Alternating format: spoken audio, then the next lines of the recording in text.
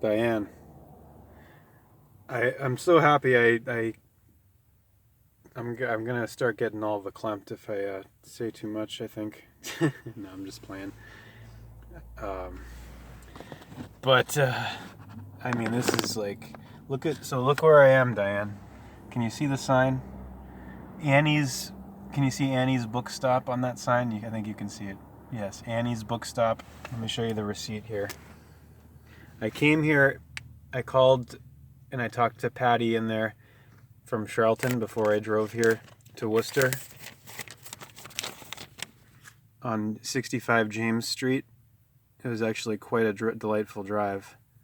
Oh, look, Diane, she hasn't moved her clock forward yet either. 10:29. It's actually 11. I think it's actually past noon now. On 42222, which is 6 on both sides, like how it was on 3/30/2022 on March 30. So here we 65 James Street, Annie's Book Stop, right, Diane? And I will be returning for my future book needs. But look what was right in the front, Diane.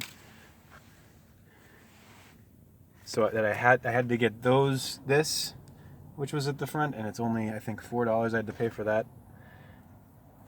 And the Wizard of Oz was 30, I think. But what's that 8153? Is that my transaction number there? 815. Flight 815, anybody? 01603. There's the 163, Diane. So, of all places, it's called Annie's. That's the one that was. There was another one that was a little closer that I called that didn't have the Wizard of Oz novel. She had 5 copies. Patty has 5 copies in there. And this was up front. And I'd never heard of this before. Stardust and Snow.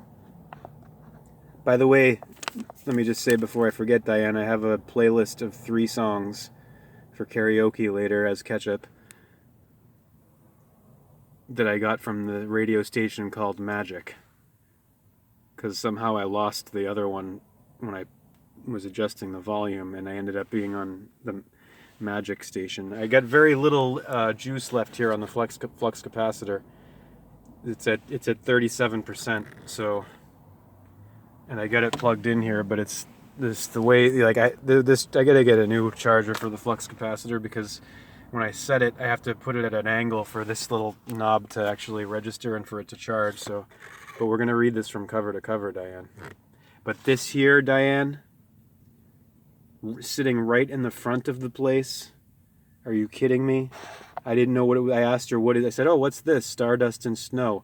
And Patty says to me, Patty, who was wearing these same colors as this bag of chips, by the way, green and purple.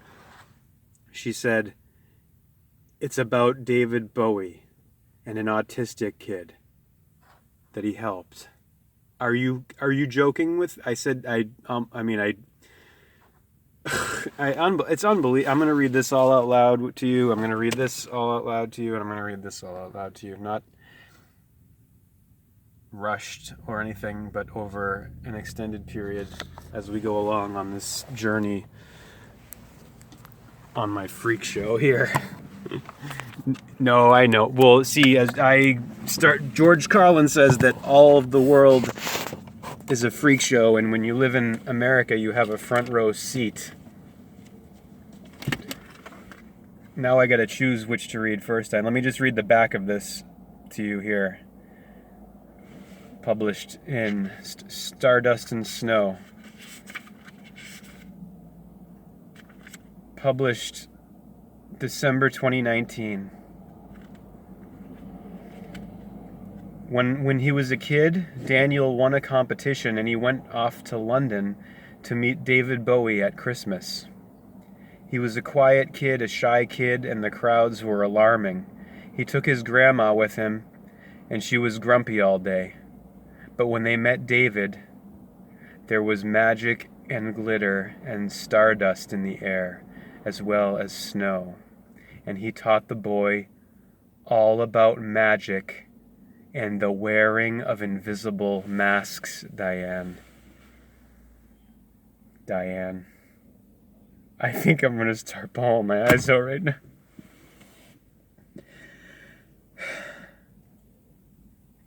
I got the Worcester Wire Works across from me.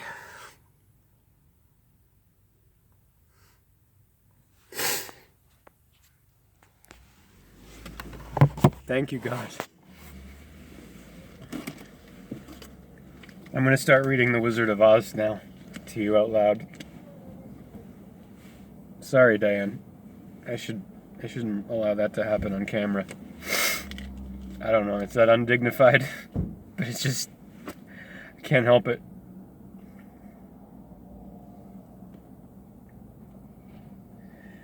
Oh my God, and the barcode on this. On the second part, it's 5299. My birthday is 529. Diane, as I've said. My father's birthday is the day of JFK's assassination, and my birthday is the day of JFK's birthday.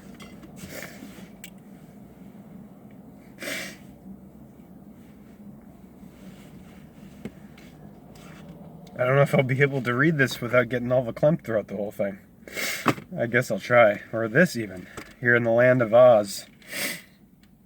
Or ounces. Get yourself together, Cooper. I'm not going to read much today. Right now, anyway. Because, like I said, the flux capacitor is running low. You know what I'll do? I won't start actually reading the actual book right now. What we'll do is we'll read the inside jacket. Look at this, Diane. Look at how beautiful this is. Dana, look at the gold. The yellow brick road.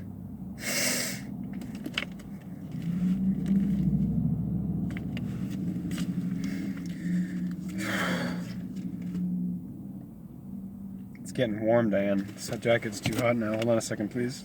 I'm just gonna read the from the inside jacket, and it continues on to the. I'll read the inside and the back part of the jacket of the book. Here's what it looks like underneath the jacket.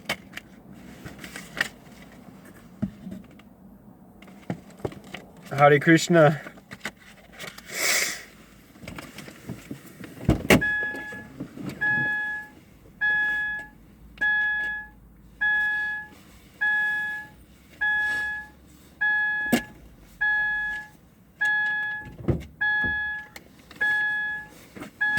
Real, Diane. I'm not gonna doubt it anymore. I mean, I'm not gonna be a pig-headed, fucking arrogant prick about it, but I'm not gonna doubt it. And for myself anyway, I'm gonna recognize that everyone else doubts it, and they're not gonna believe me. But I don't need them to, and I don't need them to understand me. I just want to be heard. The Wizard of Oz, 100th Anniversary Edition, by L. Frank Baum, illustrated by W. W. Denslow. One of the true classics of American literature. Okay, I can do this. No, it's not. I'm okay. It's not the. It's tears of joy. I'm so happy. I'm so happy. I'm so relieved. I'm not crazy. It's not in my head. I'm not imagining. I'm not making it up. Diane. Oh, thank God.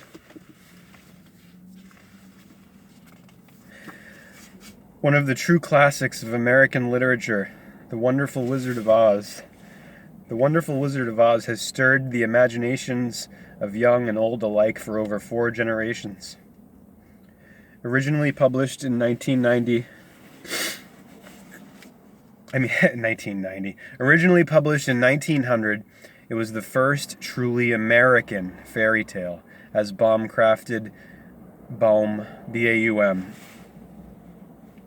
L. Frank Baum, crafted a wonderland out of such familiar items as a cornfield scarecrow, a mechanical woodman, and a humbug wizard, who used old-fashioned hokum to express that universal theme, there's no place like home.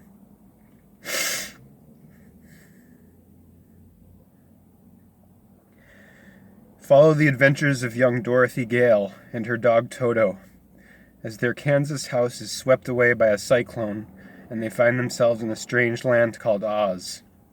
Here she meets the Munchkins and joins the Scarecrow, Tin Woodman, and the Cowardly Lion on an unforgettable journey to the Emerald City, where lives the all-powerful Wizard of Oz. This lavishly produced facsimile of the rare first edition contains all 24 of W. Denslow's original color plates. The colorful pictorial binding and the 132 color illustrations and the 132 color, 2-color illustrations. There's only 2 colors used in them in the illustrations. It said, that's so beautiful.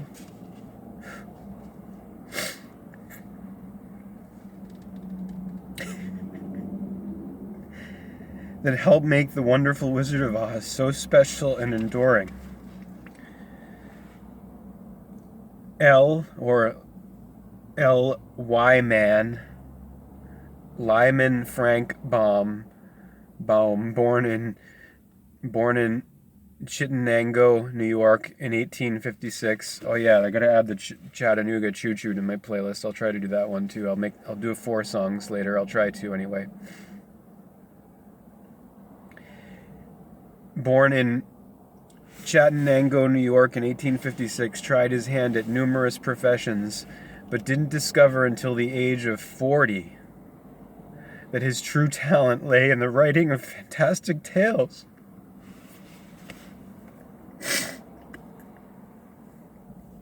The Wonderful Wizard of Oz, the first of his 14 full-length Oz novels, is his most famous work, but he is also known for his many other fantasies and pseudonymous books. William Wallace Denslow was born in Philadelphia in 1856, same year as Baum. Famous for his bold, colorful illustrations for many popular turn-of-the-century children's books, he is best remembered today as the original illustrator of The Wonderful Wizard of Oz.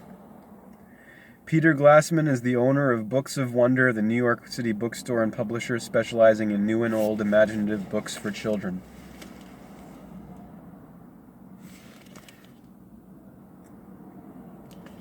Hare Krishna, hallelujah, namaste, aloha. God bless you. Love, peace, eternity, God.